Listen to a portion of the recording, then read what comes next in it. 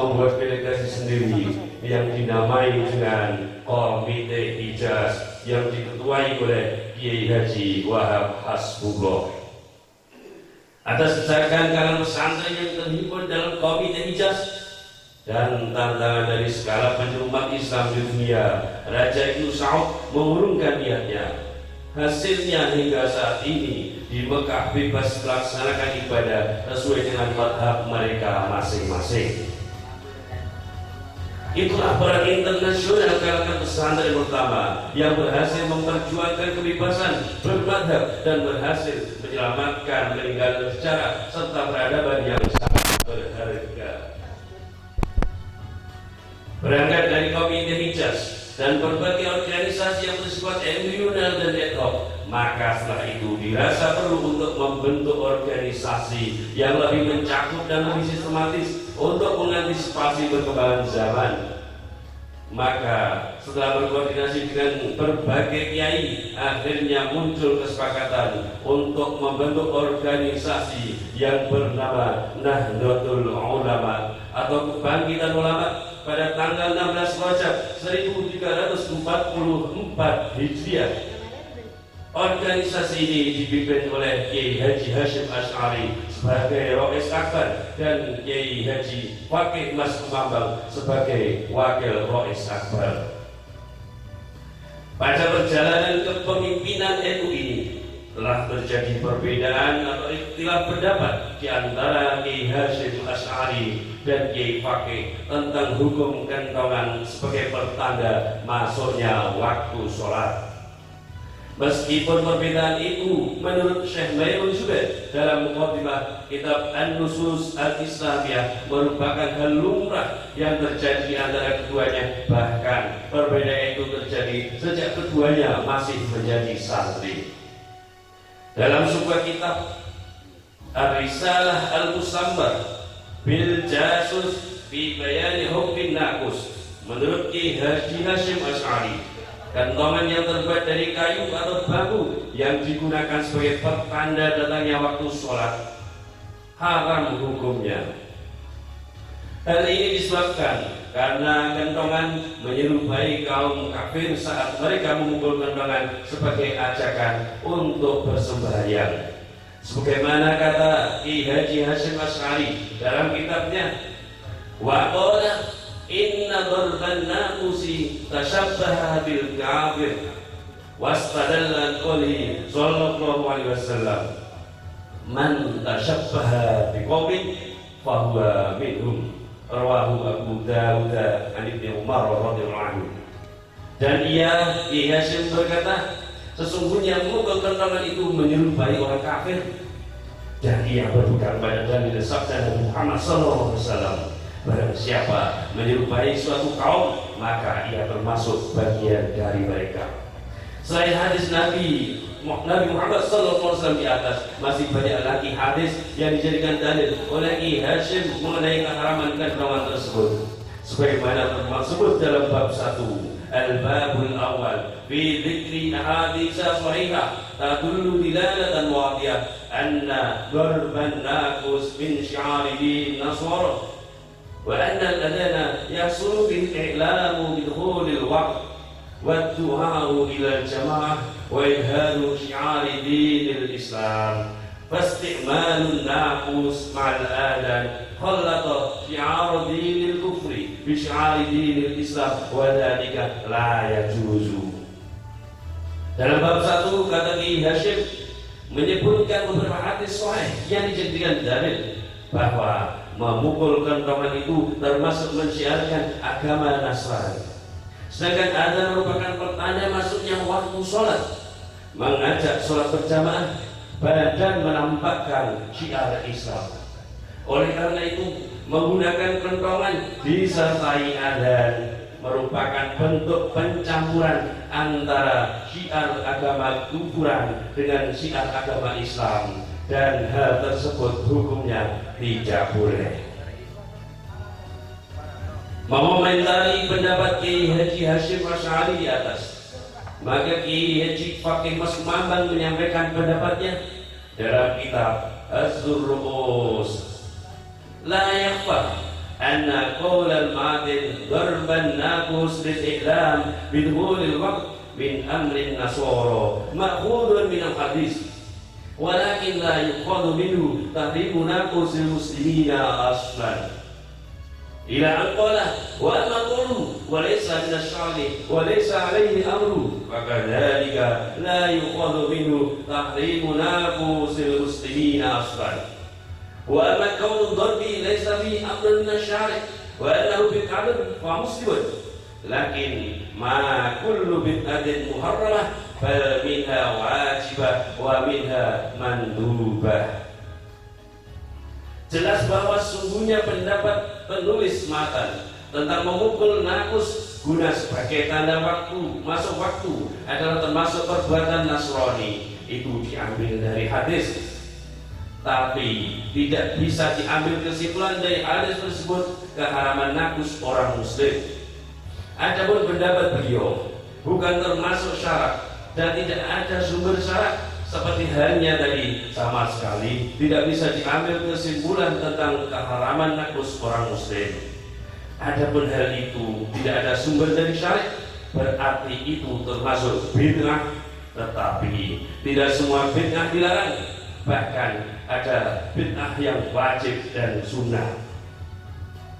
Beliau juga mengutip pendapat Syekh Khatib Al-Minangkawi bahwa memukul kentongan sebagai pertanda datangnya waktu sholat hukumnya boleh, sebab tidak termasuk perbuatan mensyiarkan agama orang kafir. Akan tetapi kentongan termasuk bentuk syiarnya kaum muslimin di sebuah negeri dan bukan bentuk syiarnya agama lain.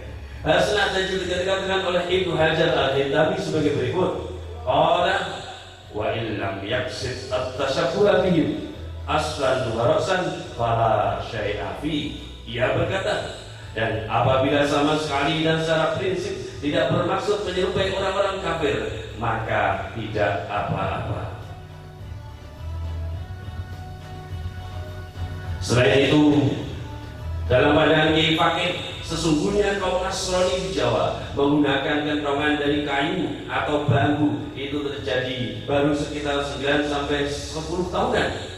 Sedangkan kaum muslimin menggunakannya sudah 200 tahun lamanya. Dengan demikian, kata Kiai Fakih, bukannya kaum Nasrani yang meniru kaum muslimin. Sembari membuat perumpamaan, beliau bertanya, apa bisa seorang anak mendahului bapaknya? Hal itu sangatlah mustahil. Lagi pula tidak ada satupun di antara kaum muslimin ketika memukul kentongan itu bermaksud meniru menyerupai kaum kafir. Demikianlah pungkas Kiai Fakih. Walhasil, Kiai Haji Fakih Mas Kumabang tidak sepakat dengan Kiai Haji Hasyim Asy'ari dalam pengharaman memukul kentongan sebagai tanda masuk waktu sholat.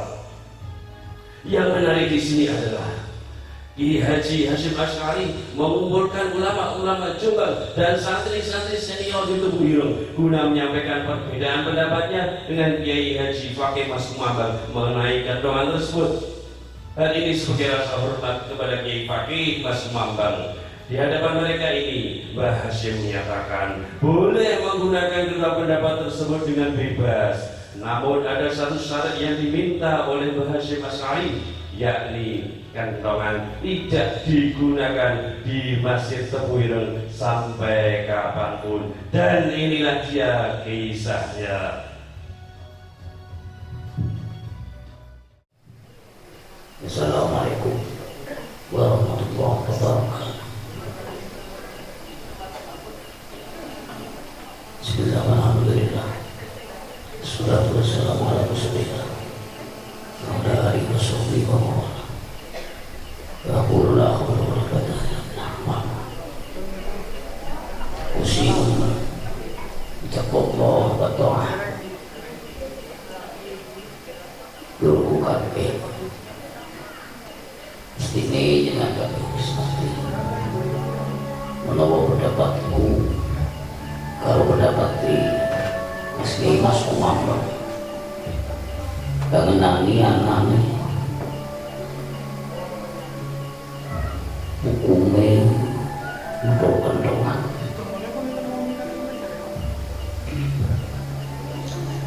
itu semua namun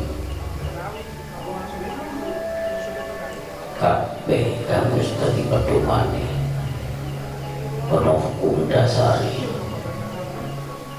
ana wong sampeyan kabeh miliyo endi hukum sing arep kanggo apa arep ngumati kendongan apa arep ninggalke wong selingkuh kalau ing tebuir iki sampai kapanpun aja sampai bulan nongol semoga mulai sing atur yang kabeh bisa ngomong arep makan.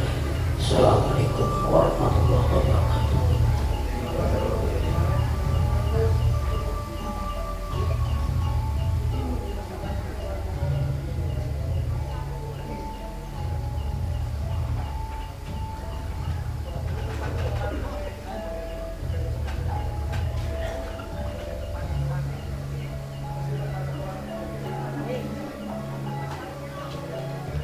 Begitu takdirnya Hadratus Syekh Kiai Haji Hasyim Asy'ari kepada beliau Kiai Haji Fakih Mas Kumambang. Begitu juga dengan Kiai Haji Fakih Mas Kumambang juga melakukan hal yang sama dari menghormati Hadratus Syekh Kiai Haji Hasyim Asy'ari. Pada suatu waktu Kiai Fakih Mas Kumambang mengadakan satu acara dengan mengundang Hadratus Syekh Kiai Haji Hasyim Asy'ari untuk berceramah di pesantren Mas Kumambang. Kiai Fakih pun mengumpulkan dan meminta takmir masjid atau musola sebelum acara itu dimulai untuk menurunkan semua kentongan selama Hadratus Syekh Hasyim Asy'ari berada di Gresik, dan inilah dia kisahnya.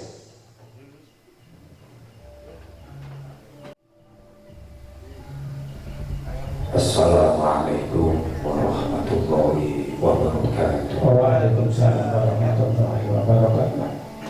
Innal hamdalillah wassalatu wassalamu ala Rasulillah Sayyidina Muhammad bin Abdillah wa ala alihi wa sahbihi wa mawala. La haula wa la quwwata illa billah. Amma ba'd. Wa ya ikhwani al-kiram, usikum bitaqwallah wa ta'atih. Sedulur kabeh lan sedulur para santri-santriku, iki sesuk panjenenganipun Hadratus Syekh Romo Kiai Hasyim Asy'ari arep rawuh nang kene. Saperlu ari mau itu hasanah kanggo kita kabeh. Sampeyan kabeh wis padha ngerti yen panjenenganipun orang marangake gunake kendongan. Jadi mengerti yo kendongan iku kudu disinggahke.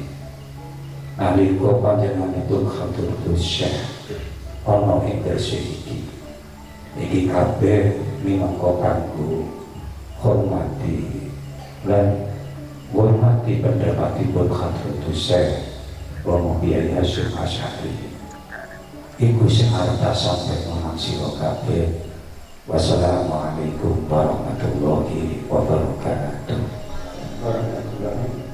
Sallallahu Romo Kiai.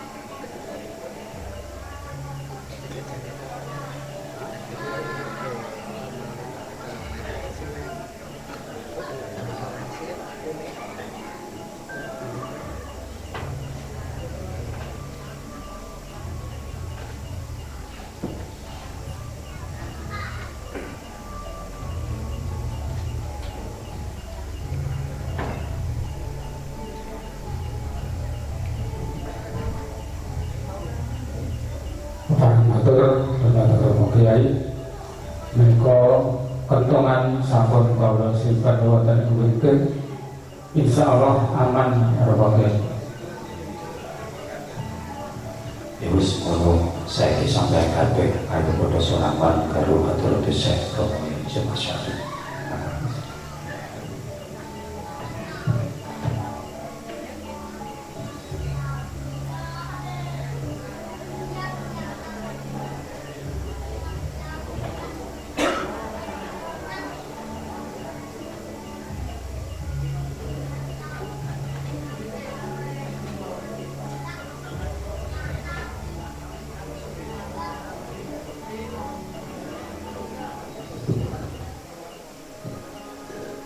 Assalamualaikum warahmatullahi wabarakatuh.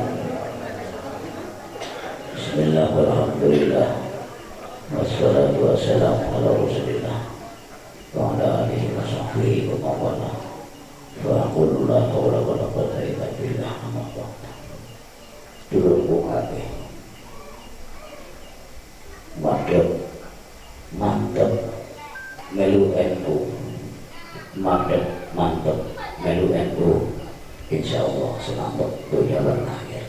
Wassalamualaikum warahmatullahi wabarakatuh.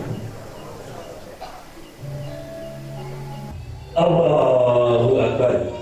Sungguh suatu sikap yang patut diteladani dari kedua tokoh besar Nahdlatul Ulama. Bagi warga Nahdliyin, jika terjadi suatu perselisihan dan perbedaan yang membawa rahmat, ikhtilafu ummati rahmatun, perbedaan umatku membawa suatu kerahmatan yang luar biasa bagi alam semesta ini. Kedua ulama besar ini tetap saling menghormati, saling menjaga persaudaraan sehingga mewariskan tradisi keilmuan kepada para penerusnya hingga menjadi ummatan thayyibah, dan ini harus kita lestarikan dan kita jaga sampai kapanpun dan dimanapun.